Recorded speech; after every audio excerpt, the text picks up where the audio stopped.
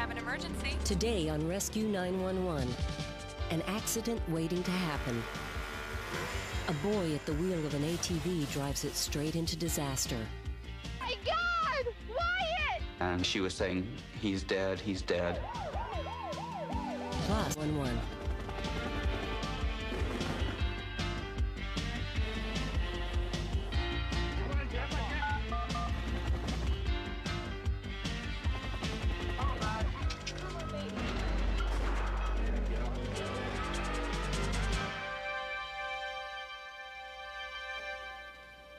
When a child is injured, the whole family suffers. Sometimes the events can be so overwhelming that they challenge the limits of our faith.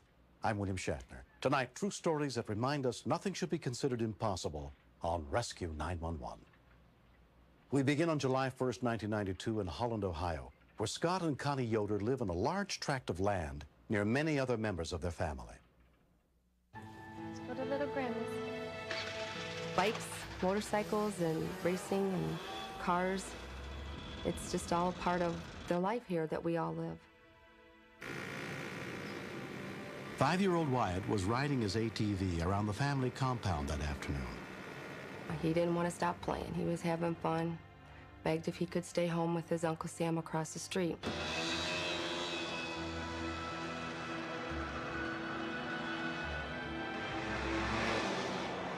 I just had a feeling to tell him goodbye, which was strange. We'd already said bye, but something was telling me don't leave him yet.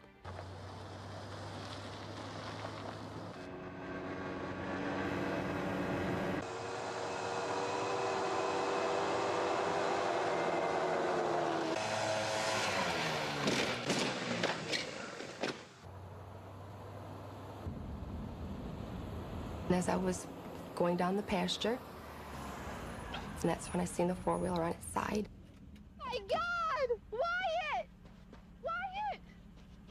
I seen him laying down, his little leg laying beside him. Wyatt, it's Mama! I mean, it's almost like a horror film. It's what you would see on a screen. It's not what you'd see on your child.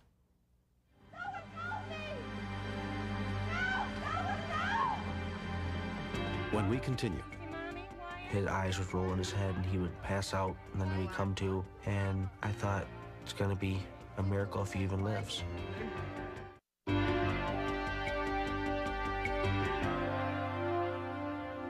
when 5-year-old Wyatt Yoder was seriously injured while riding his all-terrain vehicle in front of his aunt's house, his mother Connie ran to call 911. A next-door neighbor, David Teachout, heard Connie's screams for help. I could see a body in the grass. And Connie was up on the balcony, and she was saying, he's dead, he's dead. He's alive. Put pressure on the leg. Wyatt, can you hear me? Let's just straighten this a little bit. I'm not sure what really went through my mind when I moved the leg, because I know that you shouldn't do too much moving. My main thought was comfort for him. It's there. Wyatt! Sam Yoder, Wyatt's uncle, tried to slow the bleeding. His eyes would roll in his head and he would pass out, and then he would come to, and I thought, it's gonna be a miracle if he even lives. Rescue units with the Springfield Township Fire Department got to the scene within 6 minutes, including paramedic William Montree. It was our first day. We had just started the service, and it was opening day at the Big Top. It's okay. Sorry, Mama's here. It's okay. Time was of the essence in this child's care. The only thing really holding the leg was a portion of the muscle group and some skin. So it was one of those what we call a load and go. We don't want to be on the scene more than 10 minutes on a patient in his condition. As soon as we get this on, I'll go up to the truck and get a hold of MCO and change our med channel. All right. I was holding his little head, and he said, "Mama, my leg, my leg." He thought everybody was on his leg. He was asking everybody to please get off my leg. And he said, "Mama, am I gonna die?" You ready to go up on the cot? And I said, "Lord, no, you're not gonna die, Wyatt. You're not gonna die. You're gonna be fine." Let's go. I got his leg. But it's hard to tell him he's gonna be okay when you don't know. As soon as Wyatt and his mother arrived at the Medical College of Ohio, the boy was taken to be examined. There was nothing I could do but the separation. I was so afraid I was never gonna see him again. You got no pulses in the leg, blood pressure. Orthopedic surgeon Robert Bielski was one of the doctors treating Wyatt. You know, obviously our initial concern is how unstable he was in terms of how much blood he'd lost. Our second very important concern is whether or not this was a salvageable limb. This is your order? Yes. Let's talk to you real quick. A doctor came up to tell us that there was probably nothing that they could do for his leg. It was gone. Take a look at his leg now. I know this all happened. Seeing it the way I did, I didn't think that there was anything they could do for the leg. I just wanted my son. Count of 3. 1, 2, 3. Little Bob.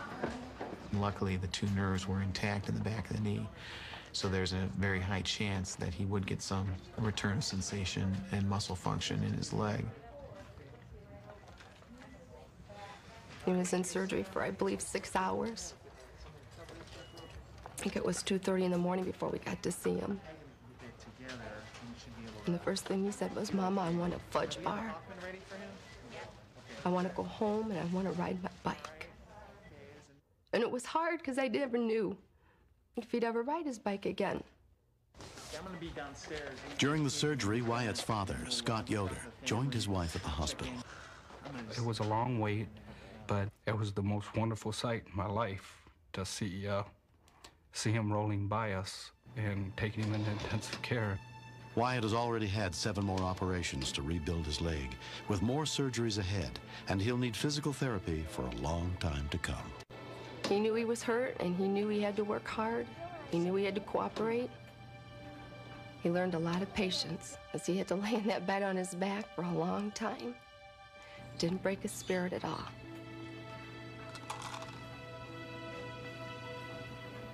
He was lucky that he did save his nerves, but also that nothing else really was hurt on him. And he was lucky that he was found, because obviously the amount of blood he lost, he could have easily bled to death at the scene. I think that a valuable lesson anyone should learn from this situation is that the all-terrain vehicles are not toys. I know people say, why would he be on that? Well, coming from our family, what we've grown up to be, what we've done in the past for years, it wasn't out of the ordinary for him to be riding it. But in my heart now, if they can't pedal it or roll it, they don't have it. That's my new motto. 1 year later, the rescuers who helped save Wyatt still check in on him. We have to drive right by Wyatt's house to get fuel for our truck, and we stop in once in a while and see him, and we get quite regular reports, which is nice. You being careful now? Yeah. Well, I think there's several heroes. Jimmy and William and all his doctors that did what they did.